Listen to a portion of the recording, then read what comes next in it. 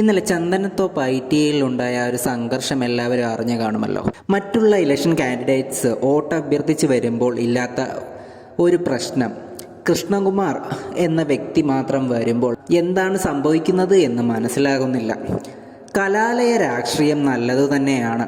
നമ്മുടെ നാട്ടിൽ അരങ്ങേറുന്നത് കലാപ രാഷ്ട്രീയമാണ്. ഞാനിപ്പോൾ ഇങ്ങനെ പറഞ്ഞതുകൊണ്ട് ഒരു മാറ്റവും വരാൻ പോകുന്നില്ല എന്നെനിക്ക് വ്യക്തമായി അറിയാം.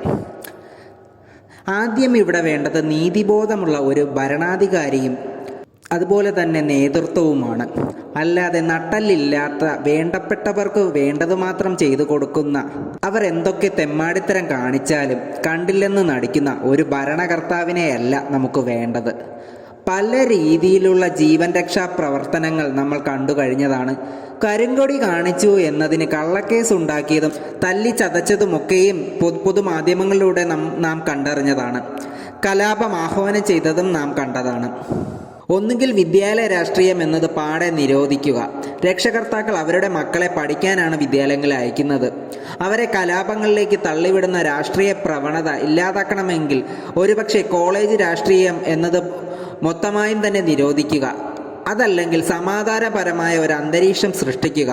വോട്ട് അഭ്യർത്ഥിച്ച് ഇന്ന് പല സ്ഥലങ്ങളിലും പോയിരുന്നു. അതിൻ്റെ ഭാഗമായിട്ട് ഇന്ന് ഇവിടെ ഈ കോളേജിലേക്കും വരുന്നു. അപ്പോൾ തൊട്ട് മുൻപ് ഇവിടെ വന്ന് മുകേഷും ശ്രീ പ്രേമേന്ദ്രൻജി എല്ലാവരും വന്ന് ഇവിടെ വോട്ട് ചോദിച്ച് പോയിരിക്കുകയാണ്. പക്ഷെ ഞങ്ങൾ വരുമ്പോഴത്തേക്ക് SFIയുടെ വിദ്യാർത്ഥികൾ കുറുകെ നിന്നിട്ട് കൃഷ്ണകുമാറിന് ഈ കോളേജിലേക്ക് പ്രവേശനമില്ല, നരേന്ദ്രമോദിയുടെ സ്ഥാനാർത്ഥിക്ക് ഈ കോളേജിലേക്ക് പ്രവേശനമില്ല. നമുക്ക് മനസ്സിലാവാത്തൊരു കാര്യം എന്ന് വെച്ച് കഴിഞ്ഞാൽ, ഇവിടെ ഈ ഫാസിസം എന്ന് പറഞ്ഞ് ഉത്തർപ്രദേശിലോട്ടും ഗുജറാത്തിലും നോക്കി പറയുന്നവർ ഇവിടെ എന്താണ് നടത്തുന്നത്? ഇതാണ് റിയൽ ഫാസിസം എന്ന് പറയുന്നത്. അവിടെ ആർക്കും പോയി എന്ത് വ്യവസായം ചെയ്യുക, എല്ലാം ചെയ്യാം. ഇന്ന് വോട്ട് അഭ്യർത്ഥിച്ച് വന്ന കൃഷ്ണകുമാറിനെ ഇവിടെ തടയുന്നു.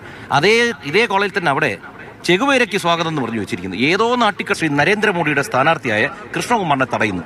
ഇതേ തുടർന്ന് SFIയുടെയും ABVPയുടെയും വിദ്യാർത്ഥികൾക്കും സംഘർഷം നടക്കുന്നു. എനിക്ക് വിദ്യാർത്ഥികളോട് പറയാനുള്ളത്, കൊച്ചു കുട്ടികളാണ്, ഇപ്പോൾ പഠിക്കാനാണ് കോളേജിൽ വരുന്നത്. മാതാപിതാക്കൾ വളരെയധികം കഷ്ടപ്പെട്ട് യാതന അനുഭവിച്ചിട്ടാണ് ഈ കുട്ടികളെ പഠിപ്പിക്കുന്നത്. ഇവിടെ വന്ന് പരിക്കേറ്റ് കഴിഞ്ഞാൽ ആ വിദ്യാർത്ഥിയുടെ ജീവിതം പോയോ? കണ്ണിനൊക്കെയാണ് ഇടിച്ചത്. ഒരു കണ്ണ് പോയാൽ തീർന്നോ? ഇടിച്ച പയ്യൻ്റെ അവസ്ഥ ആലോചിക്കൂ. ഒരു പോലീസ് കേസ് വന്നാൽ ഒരു പാസ്പോർട്ട് പോലും കിട്ടത്തില്ല, ജീവിതം നാശമായി പോകും. അതുകൊണ്ട് സംഘർഷത്തിലോട്ടാണ് വിഷയം പരിഹരിച്ചത്. തീർച്ചയായിട്ടും പോലീസ് തക്ക സമയത്ത് വന്നു, നമുക്ക് സുരക്ഷ നൽകിയിരിക്കുന്നു. പക്ഷെ ഒരു കാര്യം ഇതിനകത്ത് മനസ്സിലാക്കാൻ, അക്രമ രാഷ്ട്രീയത്തിലൂടെ ഒരിക്കലും ഒന്നും നേടാൻ കഴിയില്ല. കാരണം ഇതെല്ലാം പരാജയ ഭീതിയുടെതാണ്. കാരണം ഇന്നലെയാണ്, ഞാൻ വളരെ വൈകി എന്ന് പറഞ്ഞെങ്കിലും ഇന്നലെയാണ് നമ്മൾ വന്നതും ഇവിടെ ജനങ്ങൾ തന്ന സ്വീകരണം കണ്ടപ്പോൾ ആ സ്വീകരണത്തിൽ നിന്ന് ഒരു പരാജയ ഭീതി വരുന്നു. ഈ പരാജയ ഭീതിയെ തകർക്കുന്നത് അതായത് ഒരു സംഘർഷത്തിലൂടെയല്ല. കാരണം നമ്മളൊന്നും അങ്ങനെ ഭയന്നോടുന്നവരല്ല, ഭയന്നോടേണ്ട കാര്യവുമില്ല. അവർ വന്നു, പ്രചരണം നടത്തിയത് മാത്രമല്ല, എനിക്ക് മനസ്സിലാവാത്തത്, ഈ കൊച്ചു കുഞ്ഞുങ്ങളോട് എനിക്ക് പറയാനുള്ളത്, ഇന്ന് രാവിലെ 3 സ്ഥാനാർത്ഥികൾ ഒരുമിച്ചിരുന്ന് ഭക്ഷണം കഴിച്ചു, കുശലം പറഞ്ഞു. ഈ ഞങ്ങൾക്കില്ലാത്ത പ്രശ്നമാണോ ഈ വിദ്യാർത്ഥികൾക്ക്? പക്ഷേ ഇത് ആരാണ് ഇളക്കി വിടുന്നതെന്നറിയില്ല. കാരണം പരാജയ ഭീതി വരുമ്പോഴത്തേക്ക് ഇതിൻ്റെ പിന്നിൽ നിന്ന് ആരോ ഈ പിള്ളേരെ ഇളക്കി വിടുകയാണ്. ഈ കൊച്ചുകുട്ടികൾ മനസ്സിലാക്കുന്നില്ല, ഇവരത് തിരിച്ചറിയണം.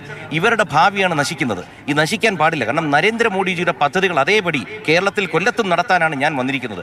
അതിനെ തടസ്സപ്പെടുത്താൻ വേണ്ടിയിട്ടാണ് ഈ ആൾക്കാർ ഈ വിദ്യാർത്ഥികൾ അയക്കുന്നത്. ഈ വിദ്യാർത്ഥികൾ തിരിച്ചറിയണം, അവരുടെ ജീവിതത്തെയാണ് ഇത് ബാധിക്കുന്നത്. മാത്രമല്ല മാതാപിതാക്കൾ വളരെയധികം കഷ്ടതയും യാതന അനുഭവിച്ച് അല്ല, അതാണ് പറഞ്ഞത്, ഭയപ്പെടുത്തി അയക്കാമെന്ന് വിചാരിക്കുകയാണ്.